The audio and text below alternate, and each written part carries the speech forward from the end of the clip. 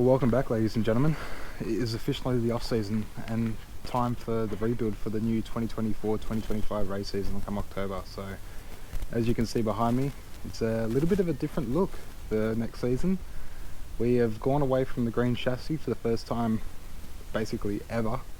And yeah, as you can tell, we've gone black. So, yeah, I'm not going to say too much because I don't want to spoil the surprise. But yeah, a lot of people are going to be surprised next season when we roll out with a black car and a new design. So yeah, it's really exciting and I'm looking forward to releasing it. But as you can tell, it's just a bare chassis now. Massive thank you to Josh for doing some welding for me, fixing up some spuds that I bent to Albany. Yeah, he really came through and welded up some new spuds on the car and fixed some bars for me. And yeah, massive thank you to Transcoat Engineering as well for the powder coating and sandblasting of the chassis. So yeah, as you can tell, it looks really clean, and now it's time to yeah, start the rebuild phase and get ready for the 2024-2025 season come October. So first step is the engine plate. Once the engine plate is in, obviously bolt it all up, and then from there we can put the engine in, and then after that just go part to part and start bolting everything together.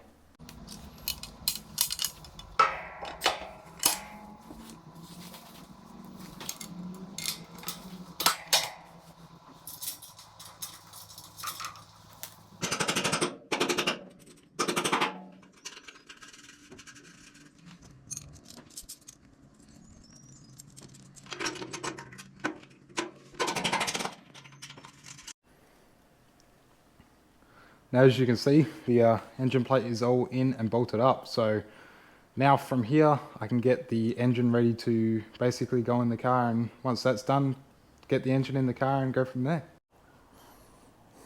Well, there we go. The engine is now in. It was a little bit of a headache because we got a winch in the roof up there. And the strap that I had around the engine wasn't quite short enough. So it wasn't lifting the engine high enough. So I had to drop the front of the chassis onto the ground and basically drop the whole car down to get the engine up high enough to yeah, get it in. But it's all bolted in and all plumbed up, as you can see in there. All the lines are connected.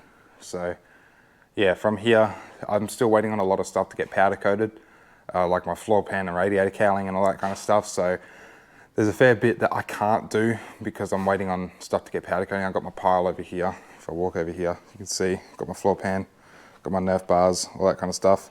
The panels, I can get all the stickers off the panels, so get all that stuff removed, get all that done, so that way when the car is finished and panelled up, I can get the new wrap on without having to worry about taking stickers off. I've got all my parts over here. Gotta wait till I get my floor pan back to put my seat in. My diffs over here, I can't put my diff in yet because I'm waiting for a new brake kit. New brake kit will bolt onto there. So I can put my steering box in, which is there. I can put my rock screen on. Probably put my shocks and torsion bars in. So yeah, there's still a fair bit that I'm waiting on, but there is still a fair bit to do. So I'll do what I can for now, put in what I can, and yeah, once I've basically put in all I can without the stuff that I'm waiting on, then it's just a matter of waiting. So yeah, I'm still waiting on like a front end beam, so I can't put the front end in yet. Obviously I can't put the diff in until I get the floor pan in. So once I get the floor pan in, I can put torque tube in, put the bell housing on, all that kind of stuff. So yeah, it's just a matter of doing what I can for now with what I have. And then yeah, once I get all the stuff back from powder coating and all that kind of stuff, then I can put the rest of the stuff in, and yeah, the car will be finished off. So yeah, from here I can put my steering box in now and basically put in everything I can now and go from there.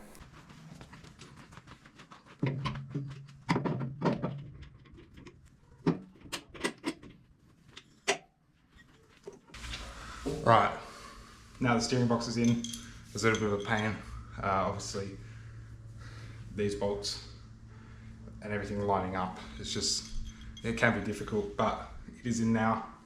Now what I got to do is put this bracket on. This bracket here goes around here with these two bolts here. Now these two bolts have holes in them.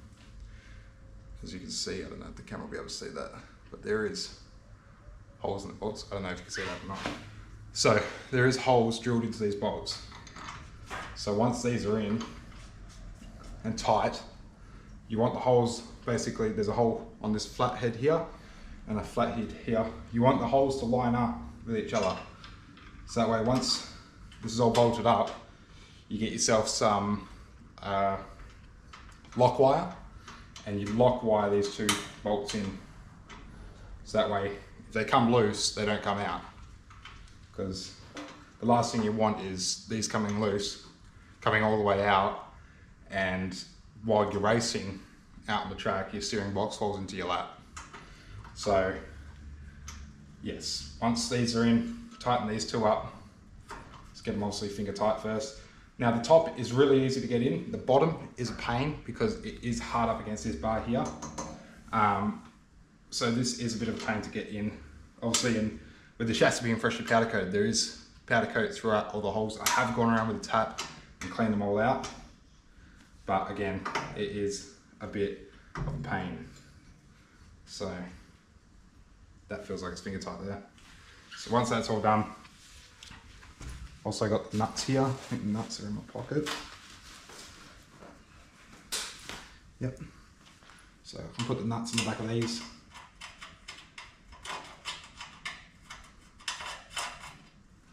It's one.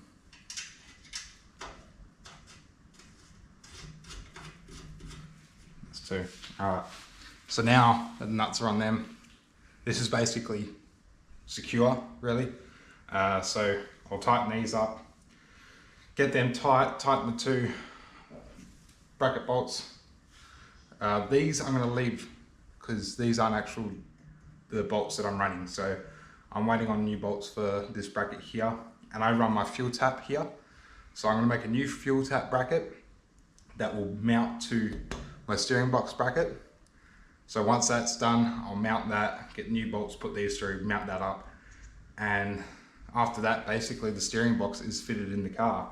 Once that's done, I can put my drop arm here, put that on, and basically put my radius rods on and go from there. And then basically after that, the whole steering system inside the cockpit is finished. So now the steering box is all done. As you can see, it is in and it is bolted up on both that bracket and that bracket. So now that that's all done, what I can do from here is basically lock wire this bracket. As I said before, you want this lock wired because if these bolts come loose, you don't want them coming out. And if they come out, you don't want your steering box falling in your lap while you're racing. So I'll do that, get that lock wired. After that, I can go around and see these little tabs here. These are for my shock adjusters. I've also got top ones, but I don't worry about them. So I've got these two, got two there, the same on the other side, two there, and two up top. So they are where my shock adjusters sit. So the only problem with the car being powder coated is that there is powder coat all over these like little nubs. So what I gotta do is go around and clean the powder coat off of them because they are threaded. So I'll clean the powder coat off them, and then I can put my shock adjusters inside the cockpit. I also got a dash that usually sits like up against here, but I'm getting a new dash made. So obviously I can't put that in yet until I get that. So I can clean all the shock adjusting threads off, basically connect all the lines for the power steering box. Once that's all done, I can basically finish off the steering system and yeah, find what else I can put in and go from there.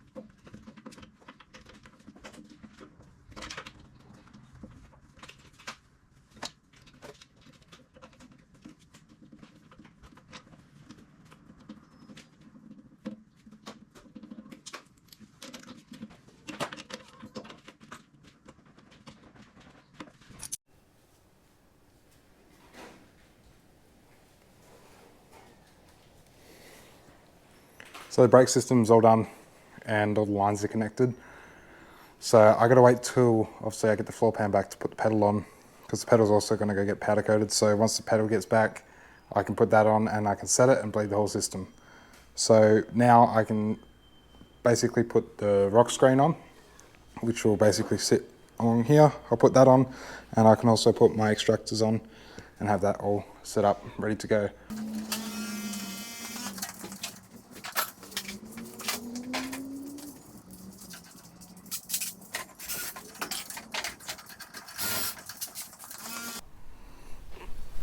Well, the rock screen is in, and I actually had to put the old dash back in the car just so you could get a measurement, make it all center. So now that's done, brake's done, steering's done. So I'm kind of running out of things to do. So what I'm going to do now is I'm going to put my extractors on. They're on the floor, ready to go. I've got brand new gaskets, ready to go. So I'll put them on, and then after that, I'm basically at a standstill. I got to wait till I get some parts, and then I can finish everything else off. So yeah, I'll get the extractors on, and then I think that will be it from here. And then yeah, just wait until I get my powder coating stuff back, and then I'll be able to finish the car off and go from there.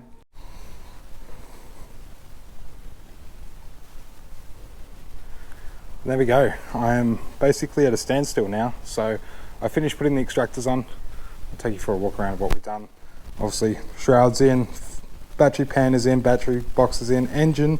That was the main thing I wanted to get in this weekend. So engine's in. Obviously, I only put the old dash in just for a mock-up of where I had to put the rock screen, just to make sure it was all level. And the same with the nameplate, but extractors are on with brand new gaskets. Brake system is all in, that's all done. Steering box, drop arm, all that's done. And I've also put all my studs in to the chassis as well. So I'm at a bit of a standstill now.